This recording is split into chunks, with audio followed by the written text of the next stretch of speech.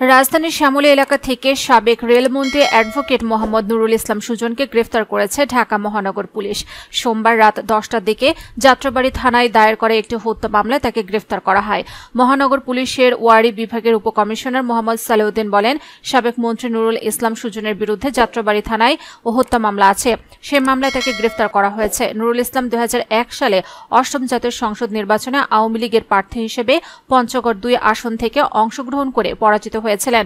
2008 সালে 9ম জাতীয় সংসদ নির্বাচনে প্রথমবারের মতো সংসদ সদস্য নির্বাচিত হন তিনি। এরপর টানা 3 বার সংসদ সদস্য নির্বাচিত হওয়ার পর 2019 সালের 7 জানুয়ারি রেলমন্ত্রী হিসেবে শপথ নেন নুরুল ইসলাম। শেখ হাসিনা, তাপস বেনজির, ইমরান এস সরকার সহ 24 জনের বিরুদ্ধে গণহত্যার অভিযোগ। ছাত্র জনতা অভ্যুত্থানের মুখে 5 আগস্ট প্রধানমন্ত্রী পদ থেকে ইস্তফা দিয়ে দেশ ছাড়েন শেখ হাসিনা। এরপর থেকে এখন পর্যন্ত আওয়ামী লীগ সরকারের মন্ত্রী, সংসদ সদস্য, উপদেষ্টা ও শীর্ষ পর্যায়ের নেতা মিলিয়ে 31 জনকে গ্রেফতার করা হলো। এর মধ্যে আইনমন্ত্রী আনিসুল হক, সাবেক প্রধানমন্ত্রীর বেসরকারি শিল্প ও বিনিয়োগ উপদেষ্টা সালমান এফ রহমান এবং জ্বালানি খনিজ সম্পদ ও বিদ্যুৎ বিষয়ক উপদেষ্টা তৌফিক-ই-ইলাহি চৌধুরী রয়েছেন। গ্রেফতার ব্যক্তিরা জিজ্ঞাসাবাদের জন্য পুলিশ হেফাজত ও কারাগারে আছেন।